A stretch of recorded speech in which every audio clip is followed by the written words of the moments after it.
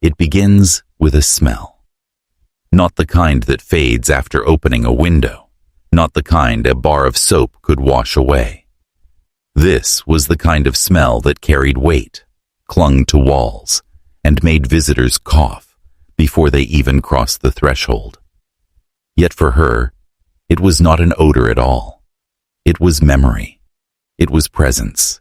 It was love, clinging to the air long after the man it belonged to had turned into something else entirely. Hi everyone, welcome to my YouTube channel. Hit subscribe and tap the bell icon before this story pulls you in too deep. Because what you're about to hear is not the kind of tale whispered around campfires or written in newspapers. It's the kind of story buried in small-town records, spoken of only in half-truths, if spoken at all. In the early 20th century, in a quiet village where houses leaned against each other like old men, a woman made a decision that would horrify her neighbors and fascinate historians for decades. Her husband had died, that much was certain. The funeral was arranged, condolences were given, and the earth was expected to claim what belonged to it. But instead of following the ritual, instead of allowing the coffin to close and the soil to swallow him, she kept him. At first it was whispered that she was simply grieving, that she couldn't let go. But the whispers turned darker when weeks passed, then months, and then years. Behind her shutters, she constructed her own reality. Meals for two, conversations murmured into the night, an extra chair pulled out at the table. To outsiders, she appeared pale and drawn, a widow weighed down by sorrow. But in the hollow of her home, her husband had never left. His body, wrapped, hidden, preserved in the only way she knew, remained by her side. And in some uncanny way, the home itself seemed to adjust. Curtains pulled tighter. Neighbors noticed the windows sealed more often than not, and always that smell. The town pretended not to know, because to acknowledge it was to admit that something far older, far stranger, lived among them. The need to bind love with death, to refuse time itself. This was not madness, they whispered, but something more dangerous. Devotion, sharpened into obsession. And here, in this dim house, where the past would not loosen its grip, the line between love and horror vanished forever. They said she still wore her wedding dress on Sundays, yellowed lace that once shimmered in candlelight, now dulled by years of wear, stitched and restitched where the fabric tore. She moved through her home like a ghost inside her own skin, brushing her fingers along the frame of his chair, whispering in a voice too low for neighbors to hear. It was as though she believed death was only a temporary inconvenience, as though by refusing to let go, she could bend the world to her will. The body, they said, was first hidden in a spare room. At the beginning, she kept it locked, afraid of discovery, afraid of scandal. But grief loosens fear, and soon she no longer bothered with secrecy. She began to keep him in the parlor, the very room where guests once sipped tea and listened to her husband's heavy laugh. Now the air in that room had curdled, and the guests never returned. People passing by the house spoke of seeing her at night, speaking through the window to a figure that never answered. Some said she sang old songs, the kind they both knew in their youth. Others claimed they heard arguments, sharp words spilling into the stillness. But no one ever saw her alone. No matter how tightly the curtains were drawn, there was always the shadow of another at her side. Years do strange things to the body. The skin withers, the frame weakens, and yet she refused to let him become what nature demanded. She used herbs, oils, fabrics. She stitched when he came apart, patched when time tore holes in him. A seamstress for the dead, her needle-piercing cloth that could no longer protest.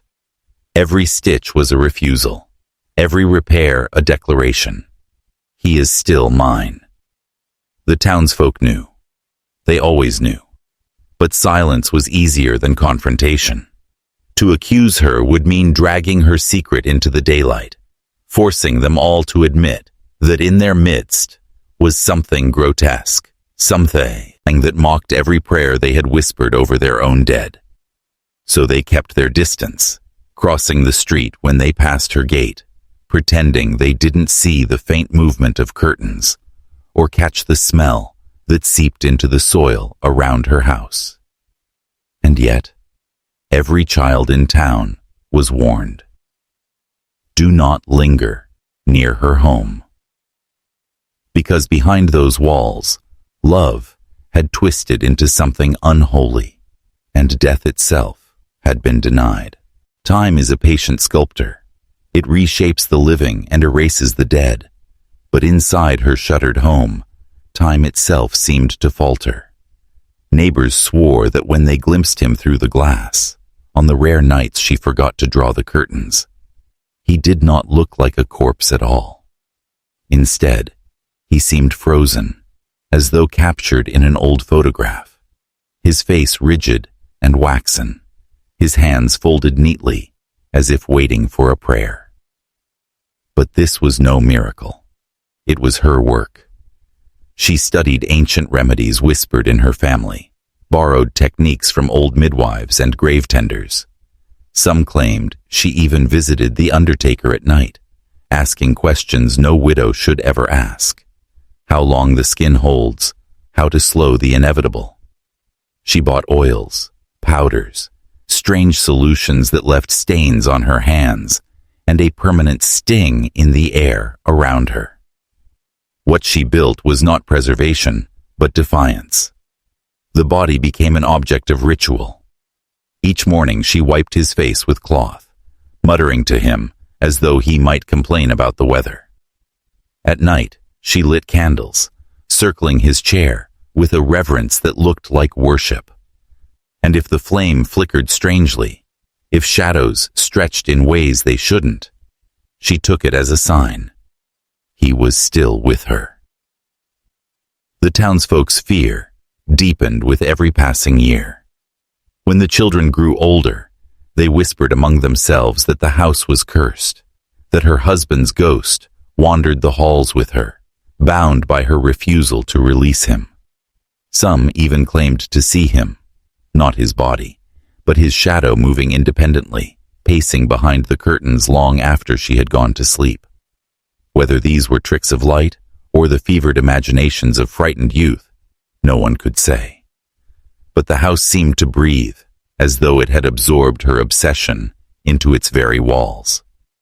By then, people no longer spoke of her as a widow. He had become something else entirely. A keeper of the dead, a wife whose vows stretched beyond the grave, a woman who had blurred the line between devotion and desecration, love and possession. And in that blurred line, a chilling thought grew. If love could chain the dead so fiercely, what else might it chain? As the years dragged on, her life and his death fused into a single, indistinguishable existence. She no longer answered the door when neighbors knocked. The shutters stayed closed through every season. Summer storms battered the house. Winters froze the ground solid. Yet inside she remained, wrapped in a reality that obeyed no calendar. To her, the world outside had become irrelevant. What mattered was within those walls, seated in the corner chair that never moved. The body had changed again. Time, no matter how stubbornly denied, left its mark. His skin no longer resembled flesh. His jaw sagged. His bones jutted out in odd angles beneath what remained of his features. She began wrapping him in layers of cloth, as though dressing him against the cold. The neighbors said they sometimes saw her carrying bolts of fabric, disappearing inside with lengths of linen that never returned. Soon, the form in the chair looked less like a man and more like a figure wrapped for burial, but not buried. He was mummified by love, kept upright through force of will and thread. People speculated in hushed tones. Some thought she had gone mad. Others whispered she had invited something into her home. Not her husband's ghost, but something older. Something that fed on her devotion and encouraged her denial. Why else, they asked, would the candles in her windows burn so late into the night, sometimes for days, without extinguishing? Why else would the animals in the street avoid her gate, hissing or scattering whenever she stepped outside? When an official finally visited, decades later, he found her frail, her hair white as ash, her eyes sunken deep into her face. But she spoke with calm certainty, as though nothing about her life was unusual. She said she was not alone. She said she had never been alone. And when the chair in the corner was uncovered, when the cloths were unwrapped, and one by one, they revealed not simply decay, but something impossible. A body that should have collapsed to dust had instead remained stiff, preserved by her strange methods and her unwavering refusal to let him go. For the town, this discovery was more than disturbing. It was a confirmation of what they had always feared, that behind her walls was a reality where death had been cheated, twisted, and transformed into something neither life nor loss. When the truth finally surfaced, it did not travel by newspaper headline or official decree. It spread the old way, whispered in kitchens, murmured across tavern tables, passed between children like a curse. She lived with him, they said, as though he had never died. And yet, the more details emerged, the less the story seemed to belong to ordinary grief.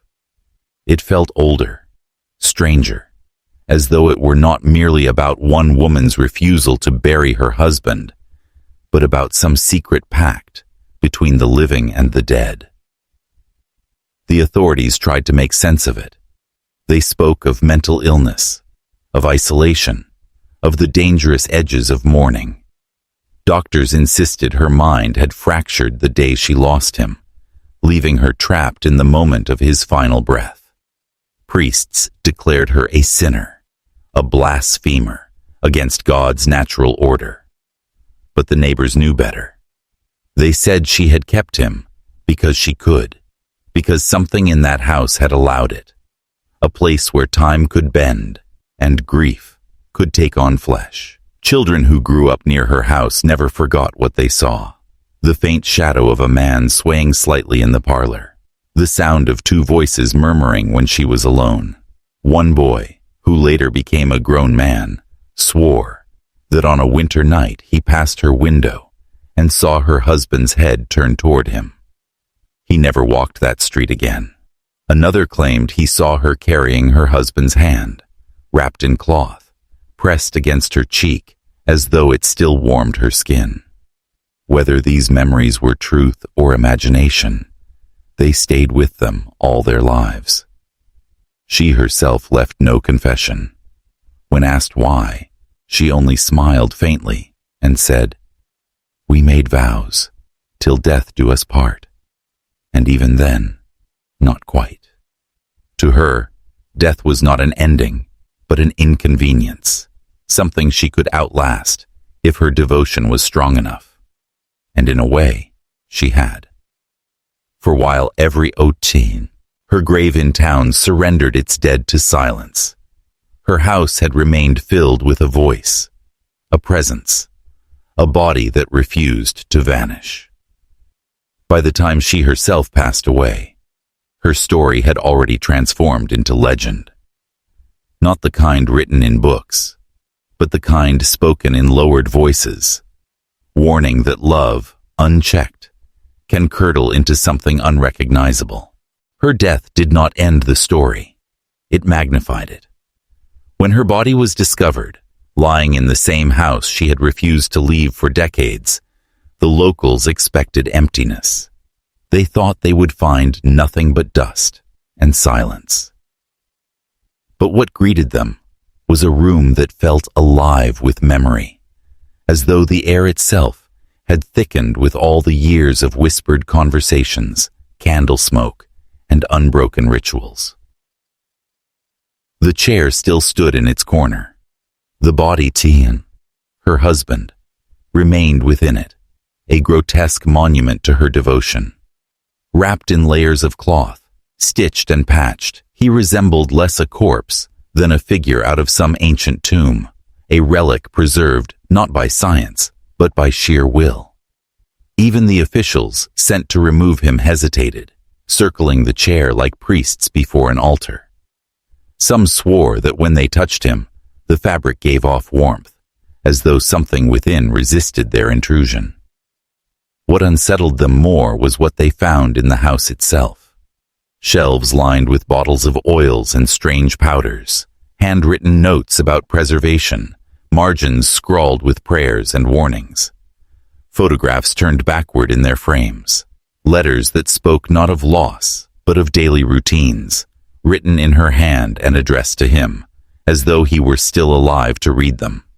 Each one ended the same way, until tomorrow. And in the silence of that house, tomorrow never stopped coming. The town held no ordinary funeral for her. She was buried quietly, without ceremony, as though by minimizing her passing, they could minimize her legacy. But legends do not obey silence. They live on in corners of the mind, in shadows that fall strangely across windows at night. People swore that after she died, the house groaned differently in the wind, as though two voices still lingered inside. Some claimed to see a woman in white at the upstairs window. Others whispered that, though the husband's body had been buried at last, the chair in the corner remained filled, its shadow long and unmistakable. What began as a story of grief had become something much darker. A reminder that devotion, when left unchecked, can resist even death. And when love denies the grave, what emerges is not love at all, but obsession that lives forever. In the years that followed, the house was abandoned. Windows shattered, the roof sagged, and weeds overtook the yard, yet no one dared to demolish it. Children dared each other to step onto the porch, but few stayed long. They claimed the boards creaked with more weight than their own footsteps, as if someone unseen moved with them. Some said they smelled the faint trace of smoke and candle wax, though no flame had burned there in years. Historians, when they speak of her, avoid easy answers. They do not label her simply mad or merely grieving. Instead, they point to the deeper truth her story reveals, that love, when it grows unchecked, can warp into something unrecognizable. It becomes a binding, a tether, that no natural law can sever. And when that binding is tightened against death itself, the result is not comfort, but horror. Her neighbors never spoke her name again.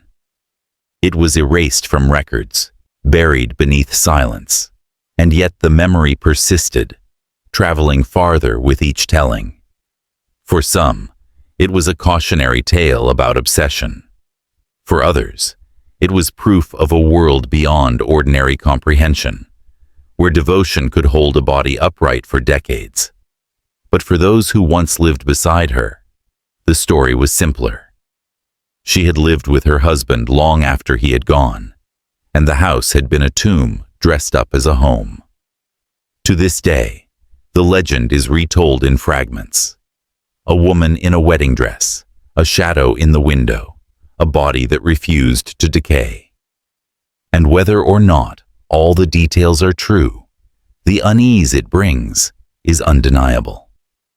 Because behind every version lies a question that unsettles even the most skeptical.